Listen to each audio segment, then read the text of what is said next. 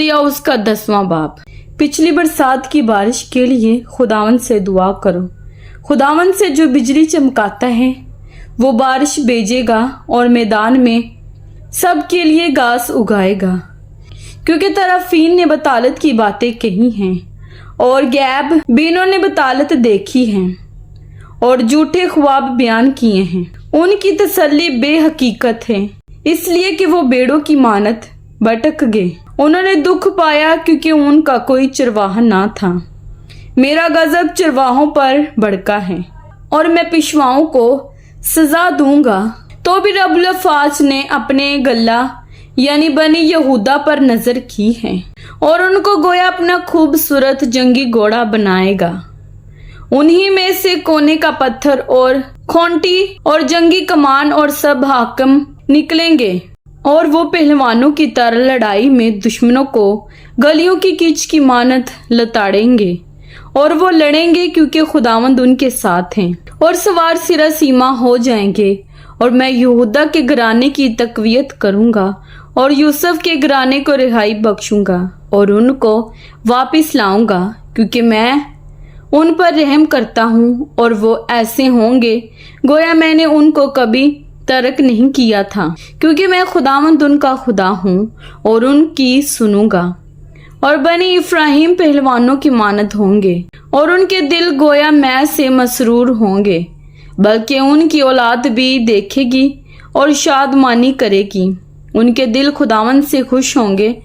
मैं सीटी बजाकर उनको फराहम करूंगा क्योंकि मैंने उनका फिदिया दिया है और वो बहुत हो जाएंगे जैसा पहले थे। अगरचे मैंने उनको कौमों में पुरगंदा किया तो भी वो उन दूर के मुल्कों में मुझे याद करेंगे और अपने बाल बच्चों समेत जिंदा रहेंगे और वापस आएंगे।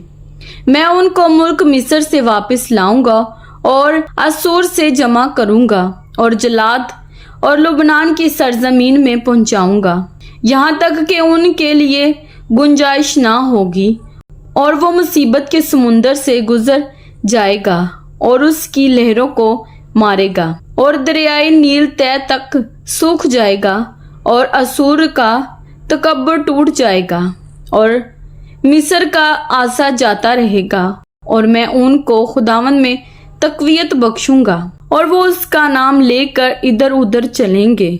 खुदावंद फरमाता है, जालिमों का जवाल। जिक्रिया उसका 11वां बाब। ए लुबनान, तू अपने दरवाजों को खोल दे ताकि आग तेरे देवदारों को खा जाए। ऐ सरों के दरख्त नोहा कर, क्योंकि देवदार गिर गया और शानदार गारत हो गए। ऐ बसनी बलूत के दरख्तों फगान करो, क्योंकि दुश्वार गुजार जंगल साफ हो गया। चरवाहों के नोहा की आवाज आती है क्योंकि उनकी हशमत गारत हुई। जवान बबरों की गर्ज सुनाई देती है क्योंकि यर्दन का जंगल बर्बाद हो गया। 2 चरवाहे। खुदावंद मेरा खुदा यूं फरमाता है कि जो बेड़े ज़िबा हो रही हैं उनको चरा, जिनके मालिक उनको ज़िबा करते और अपने आप को बेकसूर समझते हैं और जिनके बेचने वाली कहते हैं खुदावंद का शुक्र हो कि हम मालदार हुए, और उनके चरवाहे उन पर रहम नहीं करते। क्योंकि खुदावंद फरमाता है, मैं मुल्क के बाशिंदों पर फिर रहम नहीं करूंगा, बल्कि हर शख्स को उसके हमसाया और उसके बादशाह के हवाले कर दूंगा और वो मुल्क को तबाह करेंगे और मैं उनको उनके हाथ से नहीं छुड़ाऊंगा। बस मैंने उन बेड़ों को जो ज़िबा हो रही थी यानी गले के मस्कीनों को चराया और मैंने 2 लाठियां ली, एक का नाम फजल रखा और दूसरी का इत्तेहाद, और गला चराया। और मैंने 1 महीने में 3 चरवाहों को हलाक किया क्योंकि मेरी जान उनसे बेजार थी और उनके दिल में मुझसे कराहत थी। तब मैंने कहा कि अब मैं तुमको ना चराऊंगा, मरने वाला मर जाएगा और हलाक होने वाला हलाक हो और बाकी एक दूसरे का गोश्त खाएं। तब मैंने फजल नामी लाठी को लिया और उसे काट डाला कि अपने अहद को जो मैंने सब लोगों से बांधा था मनसूख करूं, और वो उसी दिन मनसूख हो गया। तब गले के मस्कीनों ने जो मेरी सुनते थे मालूम किया कि ये खुदावंद का कलाम है, और मैंने उनसे कहा कि अगर तुम्हारी नज़र में ठीक हो तो मेरी मजदूरी मुझे दो, नहीं तो मत दो। और उन्होंने मेरी मजदूरी के लिए 30 रुपए तौल कर दिए और खुदावन ने मुझे हुक्म दिया कि उसे कुम्हारों के सामने फेंक दे, यानी इस बड़ी कीमत को जो उन्होंने मेरे लिए ठहराई। और मैंने ये 30 रुपए लेकर खुदावन के घर में कुम्हारों के सामने फेंक दिए। तब मैंने दूसरी लाठी यानी इत्तेहाद नामी को काट डाला ताकि उस बरादरी को जो यहूदा और इस्राएल में है मकूफ करूं।